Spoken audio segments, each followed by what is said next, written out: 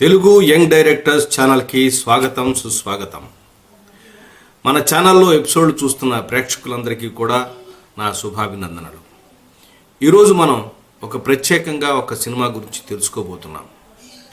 మనం ఇంతకుముందు Sid field యొక్క స్క్రీన్ ప్లే స్ట్రక్చర్లో యాక్ట్ 1 భాగాన్ని ఎలా డెవలప్ చేస్తారు అనేది రామ్ గోపాల్ వర్మ గారు డైరెక్ట్ చేసినటువంటి శివ సినిమాని ఆధారంగా చేసుకుని యాక్ట్ 1లో మొదటి 10 నిమిషాలు, రెండవ 10 నిమిషాలు, మూడవ 10 నిమిషాలు ఎలా ఉంటుందో తెలుసుకున్నాం.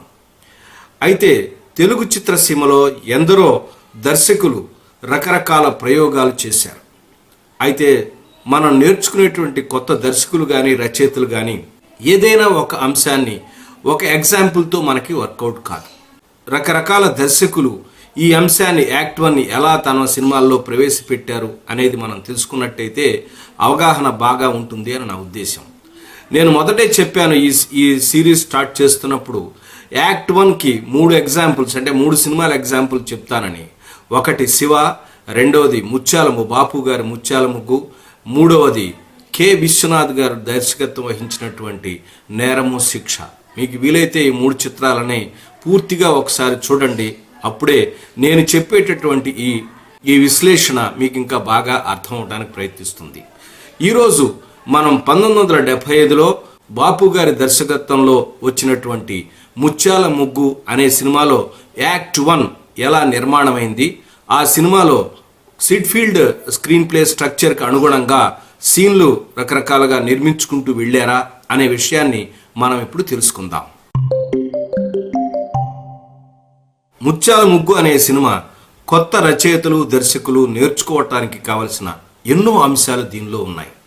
ముఖ్యంగా ఈ కథా వస్తువు ఉత్తర రామాయణంలోంచి తీసుకోవటం. అంటే ఉత్తర రామాయణం సోషలైజ్ చేశారు. అంటే శ్రీరాముడు పట్టాభిషేకం అయిన తర్వాత సీతమ్మ వారిని ఎవరో అనుమానించేటట్టుగా ఒక కామెంటర్ వచ్చినప్పుడు ఆమెను వదిలి తర్వాత ఉండటం, లవకుశులు పుట్టడం అనేది ఉత్తర రామాయణం అటువంటి కథ. అదే కథను దీనిలో తీసుకుని ఎలా చెప్పారంటే, ఒక జమీందార్ గారి కొడుకు కొన్ని పరిస్థితుల వల్ల ఒక పేద అమ్మాయిని పెళ్లి చేసుకోవాల్సి వస్తుంది. అయితే ఆ జమీందార్ గారి ఆస్తి మీద కన్నేసినటువంటి బావమరిది ఎవరైతే ఉన్నారో అక్కడ జమీలో పనిచేసేటువంటి ఒక గుమాస్తా సహాయంతో ఒక కాంట్రాక్టర్ని, అంటే పెళ్లి చేసి పెళ్లిళ్ళు విడగొట్టే ఒక కాంట్రాక్టర్ సహాయంతో వీళ్ళిద్దరిని విడగొడతారు. కాలాంతరంలో అమ్మాయి ఇంటి నుంచి వెళ్ళిపోయి 2 పిల్లల్ని కంటుంది. తర్వాత ఆంజనేయ స్వామి కృపతో ఆ 2 పిల్లలు తల్లిదండ్రులను ఎలా కలిపారు అనేదే చిత్రం. ఇది మొట్టమొదట ఎటువంటి ప్లాన్ వేసి వీళ్ళిద్దరిని విడగొట్టారో అదే ప్లాన్ని విలన్ మీద వేసి, పిల్లలు వేసి ఆలోచించి మళ్ళీ తల్లిదండ్రులను కలపడం అనేది ఇది డ్రామాటిక్గా సూపర్గా ఉంటుంది ఈ సినిమాలో. మీరు సినిమా మొత్తం చూసినట్టయితే అర్థమవుతుంది. మనం మొట్టమొదట అరగంటలో చెప్పినటువంటి అంశాలు సరిగ్గా ఉన్నాయో లేవో అనేది ఇప్పుడు మనం ప్రస్తుతం చూద్దాం.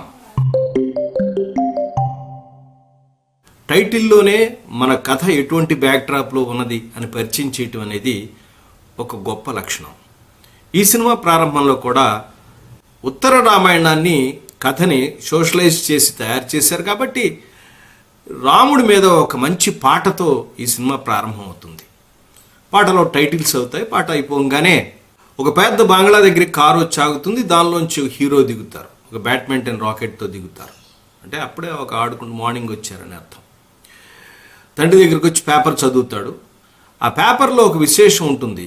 ఇతనికి ఇతని ఫ్రెండ్కి కలిపి గోల్డ్ మెడల్ వస్తుంది. చూడండి, ఇక్కడ ఒక తండ్రి క్యారెక్టర్ని, ఒక ఫాదర్ అండ్ ఇద్దరు అంటే సరదాగా ఉండే క్యారెక్టర్. అంతేకాదు ఆ ఫాదరు ఎవరైతే గోల్డ్ మెడల్ తనతో పాటు వచ్చిందో అతనికి చదువుకోవడానికి సహాయం కూడా చేశాడు. అతను చాలా మంచివాడండి అని చెప్తాడు. అంటే 2 తండ్రి కొడుకులు ఇద్దరు కూడా ఒక జమీందారు గారి కొడుకు ఏదో ఫ్రెండ్లీగా చక్కగా ఇద్దరు కలిసి న్యూస్ పేపర్ చదువుకుంటూ డిస్కస్ చేసుకునేటువంటి వ్యక్తులని అర్థం.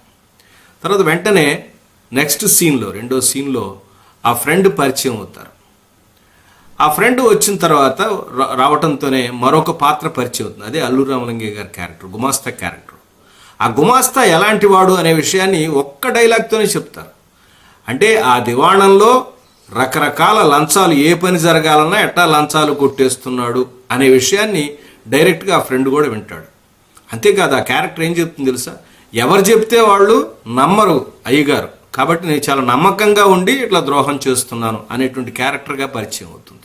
సరే, ఇద్దరు ఫ్రెండ్స్ తర్వాత సీన్లో నెక్స్ట్లో ఇద్దరు ఫ్రెండ్స్ మాట్లాడుకుంటుంటారు. చాలా సంతోషంగా ఉంది ఇద్దరికి వచ్చినందుకని. నాకు ఫారిన్ వెళ్ళే అవకాశం వచ్చింది, అయితే వెళ్ళే లోపుగా నా చెల్లెలికి వివాహం చేయాలని చెప్తాడు మూడో సీన్లో. చెప్తే మా ఫాదర్ని ఇలాంటి వాళ్ళకి చాలా హెల్ప్ చేస్తారు, నువ్వు ఏదైనా సంపాదించుకుందాం అంటే అట్టి పెట్టుకో, మా ఫాదర్ రికమెండ్ చేస్తానని చెప్పి అంటాడు.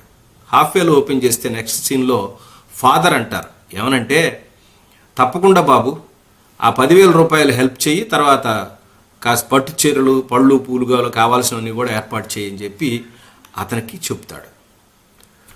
ఈ క్యారెక్టర్స్ అట్లా ఇద్దరు పక్క వెళ్ళిపోగానే ఈ దాన ధర్మాలు చూసినటువంటి ఆ జమీందార్ గారి బావమరిది అంటే హీరో యొక్క మేనమామ ఆయన కూతురునిచ్చి ఇతనికి పెళ్లి చేద్దాం అనుకుంటుంటాడు.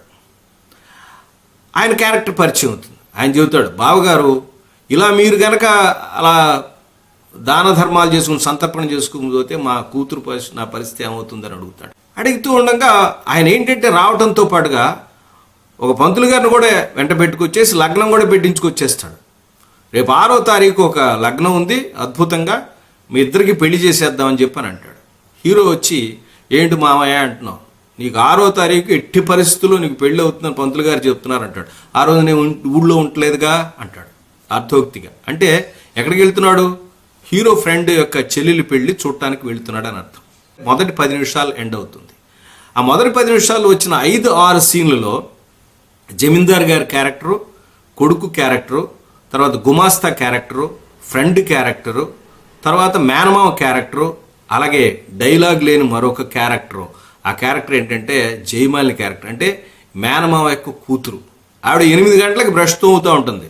మహాలక్ష్మి, మేకప్ లేని మహాలక్ష్మి అని రాశారు ముళ్ళపూడి వెంకటరమణ గారు డైలాగ్. ఆవిడకి 8 గంటలకండి 8 o'clock 9 o'clockకి పళ్ళు తోముతూ ఉంటుంది. ఎందుకని ఈ షాట్ ఎందుకు చూపించారంటే తర్వాత హీరోయిన్ చూడు కంపారిజన్గా చూసుకుంటాడు ఈ జమీందార్ గారు. సో మొదటి 10 నిమిషాల్లో చూడండి పాత్రల యొక్క పరిచయం, ఆ పాత్రల పరిచయం మధ్య ఇద్దరు ఉన్న రిలేషను, ఆ తర్వాత ఎవరు ఎలాంటి పాత్ర అనే విషయం, అంటే గుమాస్తా ఎలాంటి వాడు, మేనమామ ఎలాంటి వాడు, ఆ తర్వాత ఆమె కూతురు ఎలా ఉంది, ఆవిడ ఆకారం ఎట్లా ఉంది, చూడటానికి అందంగా ఉన్నప్పటికి కూడా లక్షణాలు ఎట్లాంటివి ఉన్నాయి, ఇలాంటివన్నీ పరిచయం చేయటం, వాళ్ళ మధ్య ఉన్న రిలేషన్ ఏంటి, దాంతోపాటుగా ఎలాంటి సన్నివేశంలో ఎలాంటి డ్రామాటిక్ ప్రమిస్తో పాటుగా డ్రామాటిక్ సిచ్యువేషన్ కూడా చెప్తాడు. 6వ తారీఖు ఇతను పెళ్లి కూడా ఏర్పాటు చేసేస్తాడు. అంటే తప్పకుండా ఇతను పెళ్లి చేసుకోమని చేస్తున్నాడు. ఈ పెళ్లి ఏదో గందరగోళం అవుతుంది అనే సిచ్యువేషన్ కూడా మనకి క్రియేట్ చేస్తుంది. అంటే సిడ్ఫీల్డ్ చెప్పినటువంటి 4 అంశాలు కూడా మొట్టమొదటి 5-6 సీన్లో చక్కగా ఇంప్లిమెంట్ చేశారు. ఈ చాలా సీన్స్ చాలా చిన్నగా ఉంటాయి, చాలా సర్వసాధారణంగా న్యాచురల్గా మాట్లాడేటట్టుంటాయి. కానీ పాత్రల యొక్క మనోగతాన్ని కూడా మనకి అవగతం అయ్యేటట్టుగా డైలాగులు రాశారు ముళ్ళపూడి వెంకటరమణ గారు. మరి తర్వాత 10 minutes ఎలా ఉందో చూద్దామా? ప్రతి సినిమాలో మొదటి అరగంట అంటే 10 నిమిషాలు అరగంట తప్పకుండా ఉండాలనేం లేదు. మన కథకు అనుగుణంగా, మన పాత్రలకు అనుగుణంగా, మన సన్నివేశాల యొక్క లెంగ్త్ కానీ, తర్వాత మనం ఆ పర్టికులర్ సెకండ్ పార్ట్ అంటే 10 minutes ఉండాలి డ్యూరేషన్ కానీ తగ్గుతూ ఉంటుంది, ఒక్కొక్కసారి పెరగచ్చు తగ్గచ్చు. అంటే మన కథ నిర్మాణాన్ని బట్టి ఉంటుంది. ఇదే కొలతలు కాదు, ఇదో ఫార్ములా కాదు, ఇదే ఫామ్ అంటాడు సిడ్ఫీల్డ్. అంటే జనరల్గా ఒక 30 నిమిషాలు అనుకుందాం మనం. మీరు చూడండి ప్లాట్ పాయింట్ 1 అనేది శివలో 27 నిమిషాలు, అంటే దగ్గర 27-30 నిమిషాల దగ్గర వస్తుంది. కానీ ఇక్కడ అలా కాదు, ఇంకా కొంచెం తొందరగానే వస్తుంది. అది ఎలాగో చూద్దాం. సెకండ్ 10 minutes వచ్చేసరికి పడవలో హీరో ఆ ఊరికి బయలుదేరుతారు, అంటే హీరోయిన్ ఊరికి బయలుదేరుతారు, అదొక సీన్. అంటే ఏం చెప్తుంది second 10 minutes? Follow focus on hero main character. అంటే ప్రతి సీన్లో కూడా హీరో ఉండేటట్టుగా, హీరో కొత్త విషయాలు తెలుసుకుంటూ తనకి డ్రామాటిక్ సిచ్యువేషన్కి అనుగుణంగా ముందుకెళ్తూ ఉండగా, ప్లాట్ పాయింట్ వైపుగా ముందుకెళ్తూ ఉన్నట్టుగా ఉండాలి అనేది దాని యొక్క రూల్. సో ఆ హీరో పడవ దిగటం, ఊళ్ళో వాళ్ళని అడగటం ఒక సీన్. తర్వాత నెక్స్ట్ సీన్ వచ్చేసరికి హీరోయిన్ ఇంట్రడక్షన్. ఆమె మామిడి తోటలో మామిడికాయలు కోసుకుంటూ ఉంటుంది. ఇక్కడ మనకు విచిత్రంగా 2 పాత్రలు పరిచయం అవుతాయి. ఒకటి హీరోయిన్, రెండోది హీరోయిన్తో పాటుగా ఉన్న కోతి. ఒక మంకీ క్యారెక్టర్ను కూడా ఒక క్యారెక్టర్ చేశారు. దాని పేరు రాజులు అనే క్యారెక్టర్. ఆ కోతి ఎలాంటి వీడి మాట వింటూ ఉంటుంది, పైన కాయలు కోసిస్తూ ఉంటుంది కిందకి, అలా పైకి చూసుకుంటూ చూసుకుంటూ చూసుకుంటూ వచ్చి హీరోయిన్ని డాష్ ఇస్తాడు.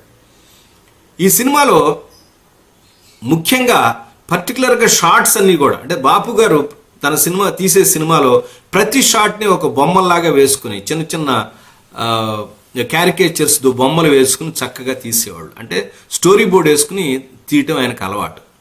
ఎంత షార్ట్ కంపోజిషన్ అంటే అలా చిన్న క్లోజప్ షాట్ వేస్తారు, అమ్మాయి చెయ్యిని ఇలా అడ్డం పెట్టుకుంటుంది, ఆ చెయ్యి యొక్క సజెషన్లో చూపిస్తారు కళ్ళు ఎంత పెద్ద కళ్ళు అని. చాలా అద్భుతమైన షార్ట్స్. తర్వాత దీనిలో కెమెరా వర్క్ కూడా అద్భుతంగా ఉంటుంది. అందుకనే ప్రతి షాట్ కూడా మనం నేర్చుకోవడానికి పనికి వచ్చేటువంటి చిత్రం. అప్పుడు వాళ్ళిద్దరికి పరిచయం అయిన తర్వాత మాటల మధ్యలో మామిడికాయ తింటూ ఉంటే ఆవిడ అడిగితే కాదని కాకి ఇంగ్లాండ్ కొరికి పెడుతుంది. ఈ చిన్న సన్నివేశం ఇక్కడికి లాక్ చేసిన ఈ మ్యాటర్ తర్వాత మళ్ళీ సెకండ్ హాఫ్లో కూడా చివరిలో కూడా పిల్లల ద్వారా వ్యక్తం చేస్తారు. చాలా చిన్న చిన్న అంశాలు, అంటే హీరో హీరోయిన్ మధ్య రొమాంటిక్ సన్నివేశాలని అల్లారు. ఆ తర్వాత వీళ్ళిద్దరూ తర్వాత సీన్లో నెక్స్ట్ సీన్ వచ్చేసరికి చిన్న కాలువని, చిన్న పిల్ల కాలువ దాటుతూ ఉంటారు ఒక బోధి మీద నుంచి. అక్కడ ఒక డైలాగ్ రాశారనమాట. అరే ఇలా ఉంది ఏంటనంటే ఊరే దూరంగా పారిపోయిందని ఒక అద్భుతమైన డైలాగ్ రాశారు ముళ్ళపూడి వెంకటరమణ గారు. అదే చాలా చిన్న చిన్న డైలాగ్స్ అనేప్పటికీ కూడా క్యారెక్టర్ యొక్క క్యారెక్టరైజేషన్ని తీసుకొచ్చేట్టుగా రాశారు. ఆ తర్వాత నెక్స్ట్ సీన్లో వచ్చేసరికి అమ్మాయి ఊళ్ళోకి వస్తుంది, అదిగో ఆ ఇల్లు అని చూపించి లోపలికి వెళ్ళిపోతుంది. లోపలికి వెళ్ళిన తర్వాత అక్కడ హీరో హీరోయిన్ పరిచయం తర్వాత హీరోయిన్ యొక్క మదర్ ఆల్రెడీ అతని యొక్క అన్నగారు ఎవరైతే ఉన్నారో అతని ఫ్రెండే కాబట్టి మదర్ పరిచయం అవుతుంది. చాలా సంతోషం నాయన, మీ తండ్రి గారు ఇట్లాంటి దాన ధర్మాలు చేయటం, మాలాంటి వాళ్ళకి పేదవాళ్ళకి సహాయం చేయడం చాలా సంతోషం, మీరు వర్ధిల్లాలని అంటుంది. అప్పుడు అమ్మాయిని పిలుస్తారు. పిలిస్తే హీరోయిన్ వస్తుంది. చూడంగానే కోతిపిల్ల అంటాడు. ఇద్దరు పరిచయం చూడండి ఎట్లా ఉంటుందో. అన్నయ్య అడిగాడు ఇట్లాగా పెళ్లివారు, మీరేనా పెళ్లి కూతుని అడగలేదు, పెళ్లివారిని అడగలేదు కాబట్టి నేను చెప్పలేదని చెప్పని అంటుంది అనమాట. అక్కడ బట్టలు తీసుకొస్తే అమ్మాయికి ఇస్తాడు. అమ్మాయికి కాళ్ళకి ఏదో నమస్కారం పెట్టకపోతే వద్దండి నేను ఇలాంటి వాటి ఫార్మాలిటీస్కి దూరం అని అడుగుతారు. ఇక్కడ చూడండి దిగి నుంచి, అంటే ఒక పడవ నుంచి దిగటం, తర్వాత తోటలో ఆమెతో పరిచయం, తర్వాత ఇద్దరు నడుచుకు రావటం, తర్వాత ఇంట్లో తల్లితో సమావేశం, ఈ అన్ని సీన్లో కూడా హీరో ప్రామినెంట్గా ఉంటాడు. హీరోయిన్ గురించి తెలుసుకున్నాడు, మనం కూడా తెలుసుకున్నాం. హీరోయిన్ ఫ్యామిలీ ఏంటో తెలుసుకున్నాడు, మనం కూడా తెలుసుకున్నాం. ఆ తర్వాత ఆమెకి ఇవ్వాల్సినటువంటి వస్తువులు ఇచ్చాడు. అప్పటి వరకు అమ్మాయి మీద ఏం అభిప్రాయం, ఒక ఫ్రెండ్ యొక్క చెల్లెలు ఆమె వివాహం చూడటానికి వచ్చాడు, అంతవరకే ఉంది వాళ్ళకి. అతను కూడా అన్నగారి యొక్క ఫ్రెండ్, చాలా మంచివాడు, అంతవరకు నమస్కారం అండి, అంతవరకు ఉంది వాళ్ళ మంచి. ఎటువంటి అభిప్రాయాలు లేవు వాళ్ళలో పర్సనల్లో. లక్ష్మీదేవిలాగా ఉంది అమ్మాయి. ఆ చీర పెట్టుకున్నప్పుడు చూడటానికి లక్ష్మీదేవిలాగా ఉందని ఒక మంచి అభిప్రాయం మాత్రం అతనికి కలుగుతుంది, చూడటానికి లక్ష్మీదేవిలాగా ఉంది అని.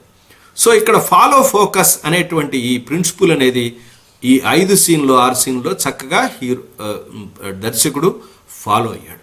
చాలా సీన్లు చాలా చిన్నగా ఉండటం, విజువల్గా ఉండటం, చాలా తమాషాగా ఉండటం అనేది ఈ చిత్రంలో ఉన్న గొప్పతనం. తర్వాత అంటే ప్లాట్ పాయింట్ 1 ఎలా ఏర్పాటు చేశారో మనం ఒకసారి చూద్దాం. ఈ థర్డ్ 10 minutes వచ్చేసరికి ప్లాట్ పాయింట్ 1 ఏర్పరచడానికి కావలసిన 1-2 సీన్లు వేసుకోవాలి. ఇక్కడ ఒక పెద్ద పెళ్లికి వచ్చారు కదా, ఆ పెళ్లి అట్మాస్ఫియర్లో ఇతను ఒక చోట కూర్చుని ఉంటాడు అరుగు మీద, ఆ కింద ఫ్రెండ్స్ అందరూ పేకాట ఆడుకుంటుంటారు. పెళ్లి యొక్క అడావిడి నిజంగా చూస్తూ ఉంటే మనకి పెళ్లి జరుగుతుందా అన్న అట్మాస్ఫియర్ కనబడుతుంది.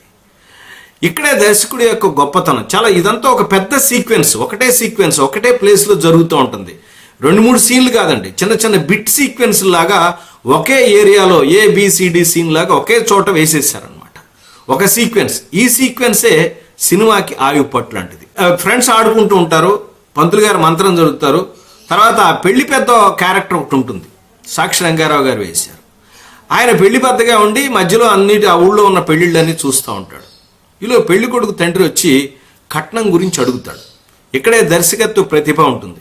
ఈ కట్నం అడగటం, ఈ పెళ్లి పెద్ద, తర్వాత తన ఫ్రెండ్ మాట్లాడుకునేది, వీళ్ళ సజెషన్లో హీరో కనపడతాడు. అంటే ఇక్కడ జరుగుతున్న చర్చ హీరో వింటున్నాడు. అంటే హీరో ఈ విషయాలు తెలుసుకుని వింటున్నాడు, డైరెక్ట్గా ఉంటాడు. అతను పెళ్లి కొడుకు తండ్రి తాళి కట్టక ముందే డబ్బులు అడుగుతాడు. ఇతను పెళ్లి పెద్ద ఇవ్వద్దు అని అంటాడు. ఎందుకని, ఇస్తే డబ్బులు తీసి పారిపోతే లేదా కట్టిన తర్వాత డబ్బులు ఇవ్వకపోతే ఇట్లా మాట్లాడుకుంటారు. ఆ తర్వాత అక్కడ హరి అని పిలుస్తాడు హీరో, అంటే డబ్బులు ఇచ్చే వీళ్ళతో గొడవ, సరే అని చెప్పి గొడవద్దని చెప్పండి డబ్బులు ఇచ్చేస్తాడు.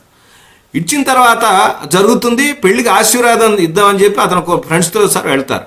ఈలోపుగా పోలీసు యొక్క విజిల్ వినపడుతుంది, ఎవరో వేలేస్తారు. వేయంగానే హఠాత్తుగా అక్కడ ఉన్నవాడు పెళ్లి కొడుకులు వేస్తాడు, జనాలు పెళ్లి పెద్ద ఎవరైతే ఉంటారో తండ్రి పారిపోతాడు. ఇక పోలీసులు వచ్చి రచ్చరచ్చ, ఏమని ఏంటంటే పెళ్లి తాళి కట్టేశాడా? లేదండి ఇంకా కట్టలేదు. ఇది చాలా అదృష్టవంతులండి, ఇది ఒక బ్యాచ్ అండి. పెళ్లి కాలేదని రావడం, పిల్లలంటే పెళ్లి చేసుకోవటం, రెండు మూడు రాత్రులు అయిపోగానే డబ్బులు తీసుకుని పారిపోవటం, ఇది చాలా అదృష్టవంతులు అని చెప్పి అంటారు. అతను అరెస్ట్ చేస్తారు. ఒక్కసారిగా షాక్. ఈ అమ్మాయిని ఎవరు పెళ్లి చేసుకుంటారని ఎవరో సూటిపోటి మాటలు. ఆ పెళ్లి పెద్ద అంటాడనమాట, నేను చెప్పానా ఎట్లాంటి పాడు వీళ్ళందరూ దాన ధర్మాలు చేస్తూ ఉంటారు. ఇది ఈ డైలాగ్స్ కానీ ఈ పర్టికులర్ పాయింట్ ఆఫ్ వ్యూలో చెప్పేటటువంటి తీసే షార్ట్స్ కానీ క్యారెక్టర్ మనసుకు తగిలాయి, మాటలు ఉసూలల్లాగా గుర్చుకున్నాయి. అప్పుడేమో తండ్రి యొక్క సహాయం చేస్తే గొప్పవాళ్ళని చెప్పి పొగిడాడు. ఎప్పుడైతే పెళ్లి పోగానే పెళ్లి పెద్ద అంటాడు, ఏ పాపాలు కడుక్కోవటానికి ఈ డబ్బులు ఇచ్చారు, దానం ఇచ్చారో దానివల్లే పెళ్లి ఆగిపోయిందని చెప్పి అంటారు. అక్కడ ఒక షార్ట్ పెడతాడు సజెషన్లో, హీరో విని చాలా బాధపడతాడు. తన తండ్రి చేసేటువంటి దాన ధర్మాలు కానీ మంచి మనసుతో చేస్తే ఇలాంటి మాట అంటారా, పైగా ఈ అమ్మాయి యొక్క పెళ్లి ఆగిపోతుందా అని ఒక రకమైన ఫీలింగ్ వస్తాడు. అతను వచ్చి ధన్మని వచ్చి అక్కడ ఆగిపోయిన పెళ్లిలో ఉన్నటువంటి ఆ తాళిని తీసుకుని ఇలా పక్కన అడుగుతాడు. ఒక జస్ట్ అట్లా ఒక లుక్ ఇస్తాడు అమ్మాయితో, నీకు ఇష్టమేనా? ఆ అమ్మాయి మాట్లాడుకుంటూ ఈలోగా ఫ్రెండ్ వచ్చి వద్దు తొందరడు, లేదు నిజంగానే నిర్ణయం తీసుకున్నాను, మా ఫాదర్ చేసే దాన ధర్మాలు ఎటువంటి పాపపు సొమ్ము కాదు, ఎటువంటి మంచి నిర్ణయంతోనే చేస్తారు. ఆయన మంచి హస్తం వల్లే నీ వాళ్ళ దుర్మార్గమైనటువంటి కురవాడితో పెళ్లి ఆగిపోయింది, నీ చెల్లెలకి ఇది మంచే జరిగింది, మీకు అభ్యంతరం లేకపోతే అమ్మాయిని పెళ్లి చేసుకుంటానని చెప్పి వాళ్ళ అనుమతితో అమ్మాయి మెడలో తాళి కడతాడు. చూడండి ప్లాట్ పాయింట్ 1 ఎంత అద్భుతంగా ఎంత ఎమోషనల్గా ఎస్టాబ్లిష్ చేశారో. ఇతను పెళ్లి చూడటానికి వచ్చాడు, కానీ ఏం చేశాడు, అదే పెళ్లి కూతుర్ని పెళ్లి చేసుకుని తీసుకెళ్ళాడు. This is called plot point. నేను అదే చెప్తాను, కథ ఇలాగా అట్టులాగా ఉంటే తిరగేసినట్టుగా అయిపోతుంది హీరో యొక్క పరిస్థితి. అతను పెళ్లి చూడటానికి వచ్చి అదే పెళ్లి కూతుర్ని చేసుకుని వెళ్ళటం, ఇంతకన్నా గొప్ప ప్లాట్ పాయింట్ ఏ ఉంటుంది. అందుకనే ప్రతి సినిమాలో ఎప్పుడైనా నేను చెప్పేది ఒకటే, ప్లాట్ పాయింట్ 1 ఎంత బలంగా ఉంటే, ఎంత ఎమోషనల్గా ఉంటే ఆ కథ అంత జనరంజకంగా ఉంటుంది. అందుకే ఈ సినిమా విజయ దుందుబి మోగించింది.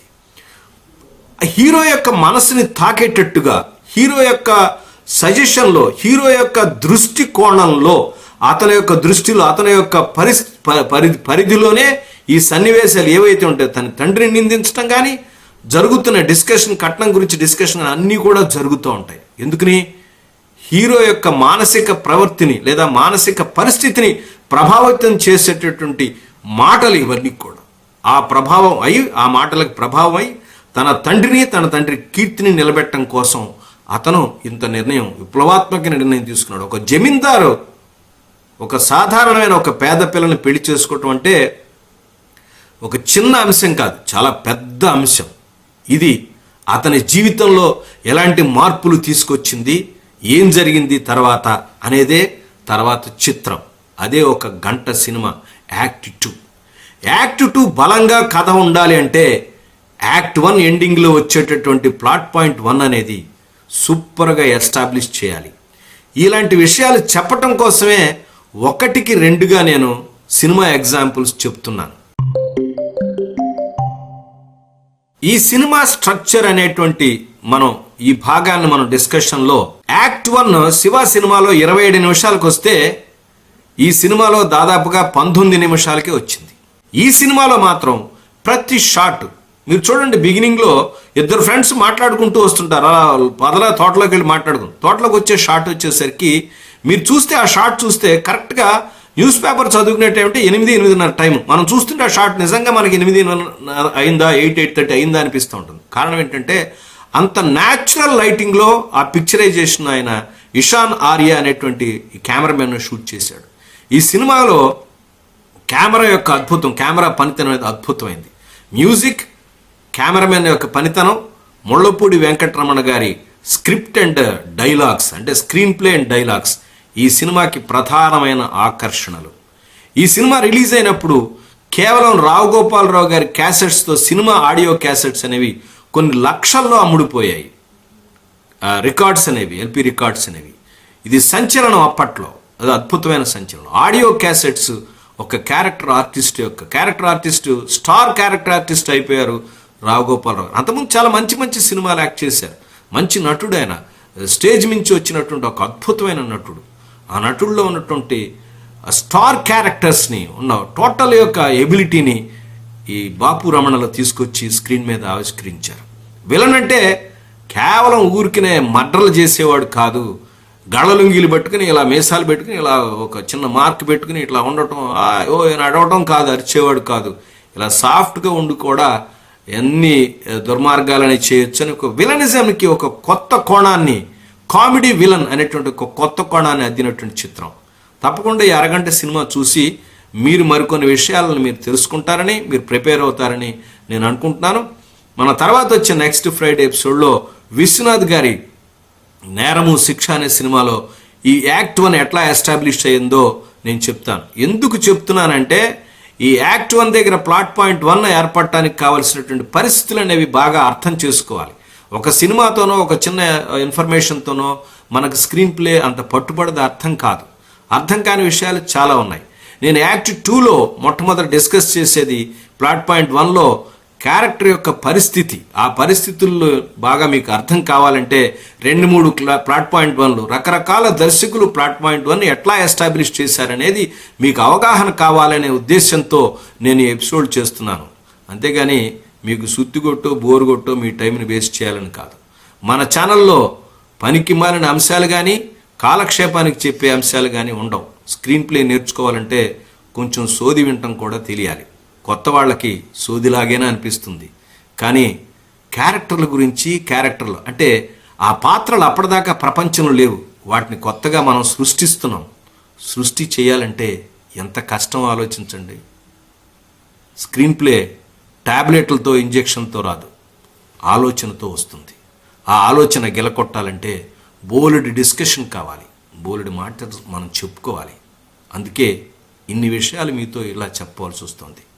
దయచేసి అర్థం చేసుకుంటారని, ఈ ఛానల్ని సబ్స్క్రైబ్ చేసి ఎంకరేజ్ చేస్తారని మరోసారి విజ్ఞప్తి చేస్తూ మరొక కొత్త అంశంతో మిమ్మల్ని కలుసుకుంటాను. అప్పటి వరకు నమస్కారం.